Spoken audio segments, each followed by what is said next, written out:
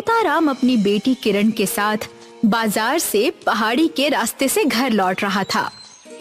पिताजी, अब तो हमें कई महीनों तक बाजार आने की कोई जरूरत नहीं। हाँ, सही कहा, पर अभी तुम अपना ध्यान रास्ते पर रखो।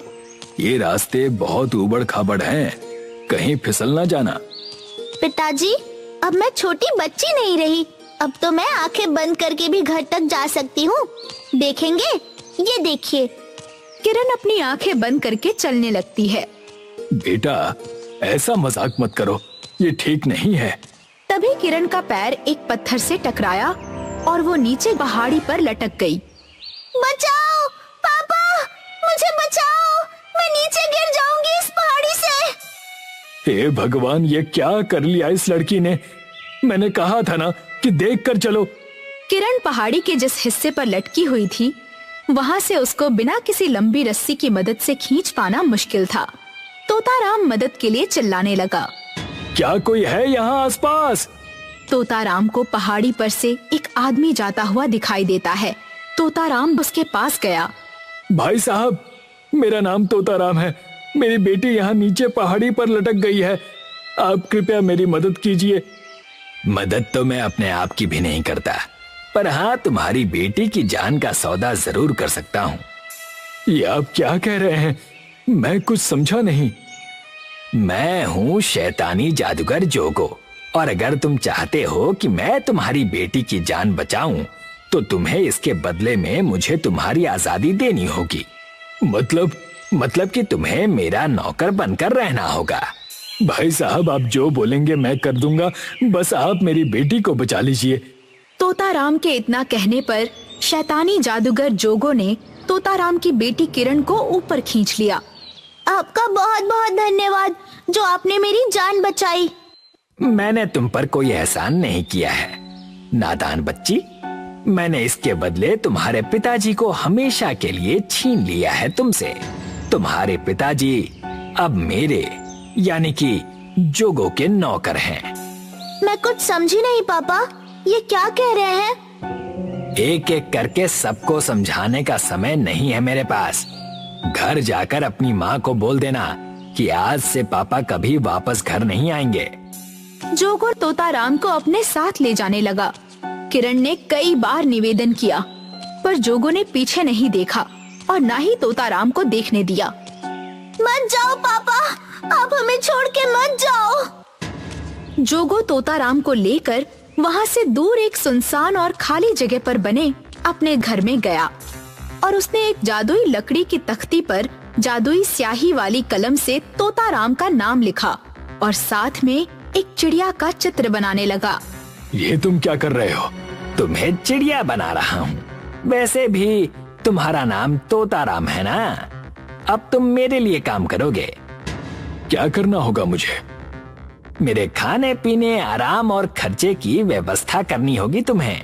जैसे ही जोगो ने तख्ती पर चिड़िया का चित्र बनाकर पूरा किया, तुरंत तोताराम एक चिड़िया में बदल गया।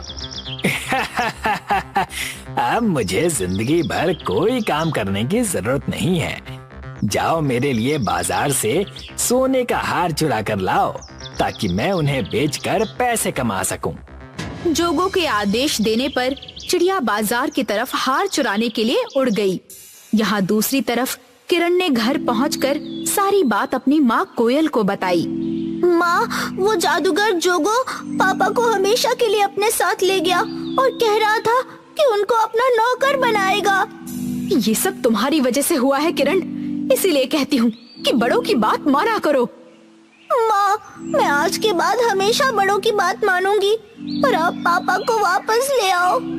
ठीक है, चलो उस जादूगर के घर जाते हैं। कोयल और किरण दोनों उस पहाड़ी के रास्ते से जाते हुए जादूगर के घर को ढूंढने की कोशिश करने लगे। कुछ देर ढूंढने पर उन्हें एक घर दिखा। वो देखो माँ, वो जादूगर दिखाई दे रहा है। दोनों जाकर जादूगर के सामने खड़े हो जाते हैं। आप मेरे पति को यहाँ लेकर आए हो, कृपया करके मेरे पति को छोड़ दो। अब वो तुम्हारा पति नहीं, बल्कि मेरा नौकर चिड़िया है। नौकर चिड़िया? हाँ, नौकर चिड़िया।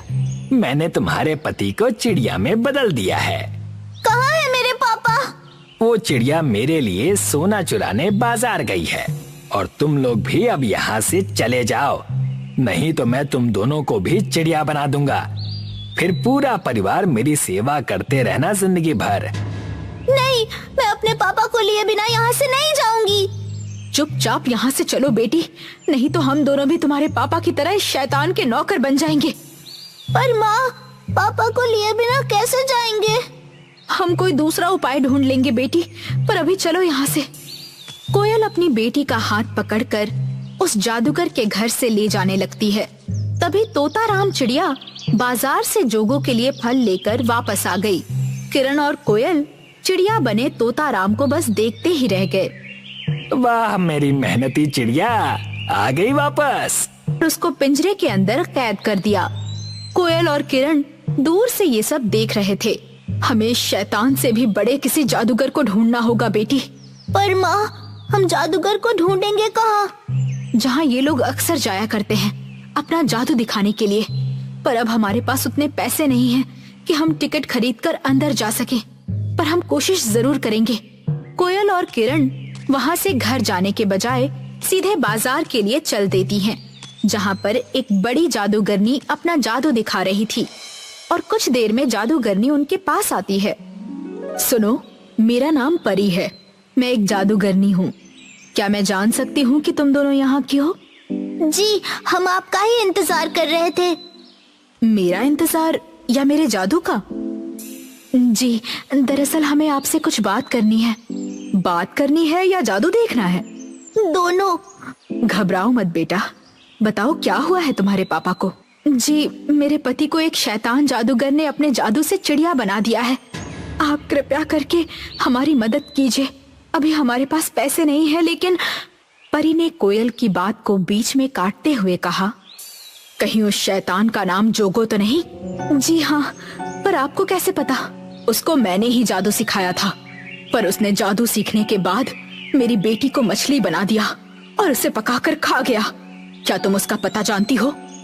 जी हाँ, मैं जानती हूँ उसका पता, पर देखिए, आपको जो भी चाहिए हम आपको दे देंगे, लेकिन मुझे बस उस शैतान का पता चाहिए और तुम दोनों की मदद। जी बताइए, हमें क्या करना होगा? जहाँ तक मैं उसको जानती हूँ, उसने तुम्हारे पति को चिड़िया बनाने के लिए जादुई तख्ती का प्रयोग किया होगा, इसलिए हमें उस तख्ती को हासिल करना होगा और उससे तुम्हारे पति का नाम और चिड़िया का चित्र मिटाना होगा। बस इतनी सी बात? ये जितना आसान लग रहा है उतना है नहीं, क्योंकि जादुई तख्ती पर जो चित्र उसने जादुई स्याही से बनाया होगा, उसको मिटाने के लिए एक चमत्कारी झरने का पानी चाहिए। तो क्या आप उस झरने से पानी लेकर नहीं आ सकती? जरूर ले आती, पर उस झरने से पानी वही ला सकता है जिसने कभी जिंदगी में झूठ नहीं बोला हो, और मैंने अपनी जिंदगी में कुछ झूठ बोले हैं, इसलिए जब मैं पानी लेने के लिए जाऊंगी तो वो झरना सूख जाएगा। ठीक है, तब तो ये काम मैं कर लूंगी, क्योंकि मैंने कभी भी झूठ नहीं बोला है। आप मुझे झरने का पता दीजिए। परी ने कोयल को झरने का पता बताया और कोयल एक बोतल लेकर चमत्कारी झरने के पास गई और बोतल में उस झरने का पानी भरकर ले आई। अब ये तीनों जोगो के घर की तरफ बढ़ते हैं। जोगो अपने घर के बाहर आंगन में खटिया डालकर आराम कर रहा था। सामने वो पिंजरा रखा हुआ था जिसमें तोताराम पंछी कैद था। परी ने किरण से कहा, जाओ तुम जाकर अपने पिता को पिंजरे से आजाद कर दो, मैं तब तक वो जादुई तख्ती ढूंढती हूँ। परी जोगो के घर के अंदर गई, जहाँ टेबल पर वो जादुई तख्ती और जादुई स्याही वाली कलम रखी हुई थी। परी ने उन दोनों को उठाया और कमरे से बाहर के लिए आने लगी। यहाँ दूसरी तरफ किरण पिंजरे के पास गई और उसने पिंजरे को खोल दिया, पर तभी जोगो की आंखें खुल गई। सिर्फ पिंजरा खोलकर तुम अपने पिता को आजाद नहीं कर सकती बच्ची, उसके लिए कुछ चीजें और भी चाहिए। तभी परी हाथ में वो जादुई तख्ती लेकर बाहर आई। वो चीज मेरे पास है जोगो। परी ने बोतल का चमत्कारी पानी जादुई तख्ती पर छिड़का और तख्ती से चिड़िया का चित्र और तोताराम का नाम दोनों मिटा दिया। तोताराम अपने पुराने रूप में वापस आ गया। तुमने ये बहुत गलत कर दिया परी। ठीक है, तो अब मैं सही काम करती हूँ।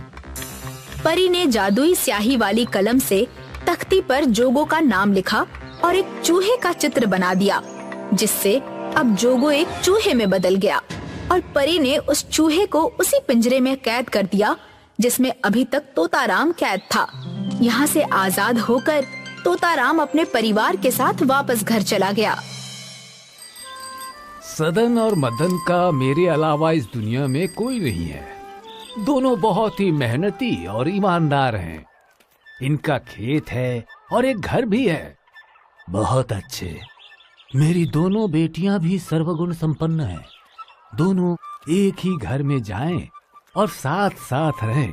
मेरे लिए इससे अच्छी बात और क्या हो सकती है।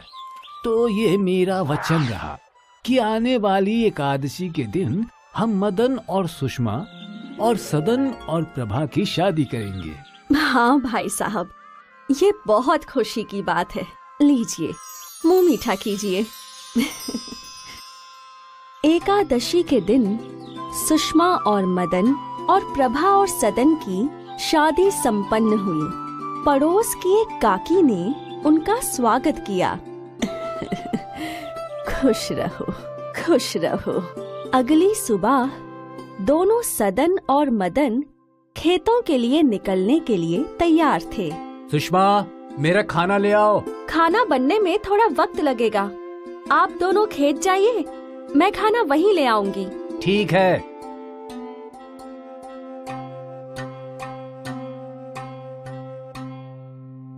प्रभा, प्रभा। हाँ दीदी, मेरे सिर में बहुत दर्द है, तुम ये बर्तन घस दो। ठीक है दीदी।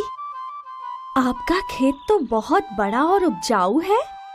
ये हमारे वर्षों की मेहनत का फल है। भाभी, इस गांव में सिर्फ हमारे खेत हैं, जहां साल के 12 महीने कुछ न कुछ उगते ही रहते हैं। ये तो बहुत अच्छी बात है देवर जी। चलिए, अब मैं चलती हूँ। प्रभा, ये क्या है? तुमने अभी तक घर साफ नहीं किया? वो दीदी, मैं भी बना रही थी। अभी घर साफ कर देती हूँ। तुम कोई भी काम समय पर नहीं करती। कुछ देर में शाम हो जाएगी, अभी तक घर गंदा पड़ा है। दीदी, मैं अभी कर देती हूँ। सुषमा का बर्ताव प्रभा के साथ बदलता जा रहा था। सुषमा को प्रभा से बहुत ईर्ष्या थी, इसीलिए वो उसे रोज जली कटी सुनाया करती। अब तो रोज सुषमा प्रभा से झगड़ने के बहाने ढूंढा करती थी। जल्द ही सदन और मदन को भी समझ आ गया था कि उनकी बीवियों के बीच तनाव बढ़ता जा रहा है। एक रात, ए जी, क्या सच में साल के 12 महीने आपके खेतों में फसल उगती है? हाँ, क्यों? ऐसा क्यों पूछ रही हो? ए जी, आप दोनों भाइयों में बड़े हैं, तो आपका खेतों पर ज्यादा हक हुआ ना? क्या मतलब तुम्हारा? मतलब ये है कि मैं इस घर में नहीं रहना चाहती हूँ। प्रभा और मेरे बीच रोज झगड़े होते हैं। ऐसा चलता रहा तो एक दिन हम दोनों एक दूसरे के दुश्मन बन जाएंगे। इससे तो अच्छा है कि हम कहीं और रहें। लेकिन हम कहाँ रहेंगे? हम लोग आपके खेतों में घर बना के वहीं रह लेंगे। आप एक काम कीजिए ना कि सदन भैया को ये घर दे दीजिए और वो खेत हम ले लेंगे। इससे भविष्य में भी कभी हमारे बीच में कोई झगड़ा नहीं होगा। बात तो तुम्हारी सही है। कल इस बारे में मैं सदन से बात करता हूँ। भाई सदन, तुमने हमेशा मेरी बात मानी है। हाँ भैया, आप बड़े हैं तो आपकी बातों को मानना मेरा फर्ज है। आज मैं तुम्हें अपना एक फैसला सुनाने वाला हूँ। जी भैया। ये खेत और घर हम दोनों का है, लेकिन अब हमें बंटवारा करना होगा। ये खेत मैं अपने हिस्से में लूंगा और घर तुम रखो। लेकिन भैया, क्या हम सब साथ नहीं रह सकते जैसे आज तक रहते आए हैं? तुम तो जानते ही हो कि सुषमा और प्रभा रोज किसी न किसी बात को लेकर झगड़ते रहती हैं। इससे तो अच्छा है कि हम बंटवारा कर लें और अलग हो जाएं, और भविष्य में हम दोनों में कोई झगड़ा ना हो। इसके लिए ये बहुत जरूरी है कि हम आपसी सहमति से बंटवारा कर लें। ठीक है भैया, जो आपको ठीक लगे। पता नहीं भैया ने ऐसा निर्णय क्यों लिया है। जो भी हो, हमें उनकी आज्ञा का पालन करना चाहिए। शायद दीदी को अलग रहने में ही सुख मिले। हो सकता है, लेकिन अब हमारा गुजारा कैसे होगा? खेत तो भैया के हिस्से में आ गए। आप घर के बाहर जो थोड़ी जगह है वहाँ सब्जियाँ उगा लेना और मैं टोकरी बना के बेचा करूँगी। इससे हमारा गुजारा हो ही जाएगा। ठीक है, जैसी भगवान की इच्छा।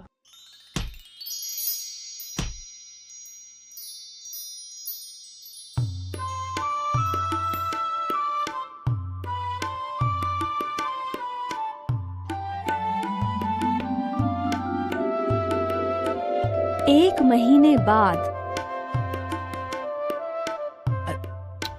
अरे रे रे रे रे, इसके तो पाँव में चोट लगी है। प्रभा, प्रभा, हाँ जी। थोड़ी हल्दी का लेप ले आओ। ये पक्षी घायल है, इसके पैरों पे पट्टी करनी पड़ेगी। अब बहुत जल्द तुम ठीक हो जाओगे नन्हे दोस्त, और फिर से उड़ पाओगे। अब कुछ देर यहीं आराम करो। प्रभा, प्रभा, प्रभा, ये देखो, हमारा नन्हा दोस्त हमारे लिए कुछ लाया है। ये देखो क्या है।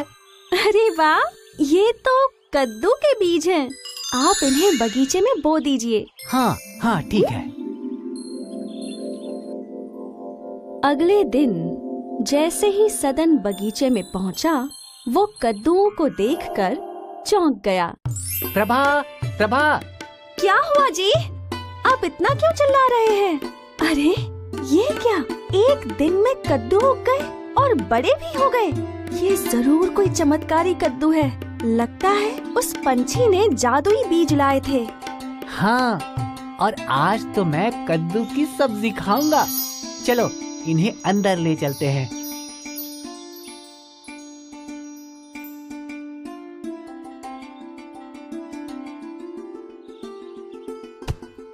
अरे दीदी, इतना सारा सोना!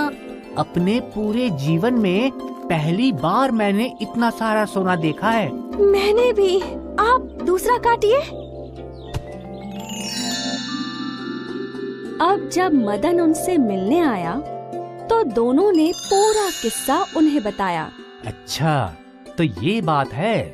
अच्छा है, मैं तुम दोनों के लिए बहुत खुश हूँ।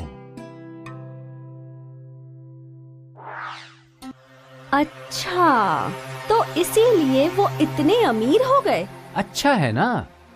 सुषमा के खुराफाती दिमाग में फिर से लालच का बीज उगने लगा।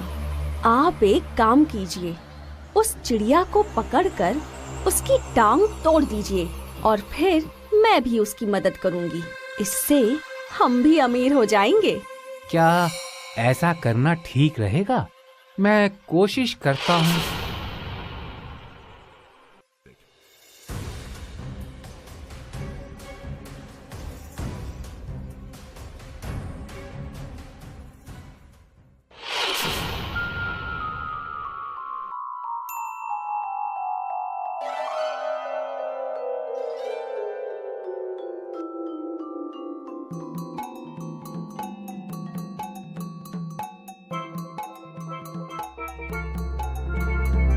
अगले दिन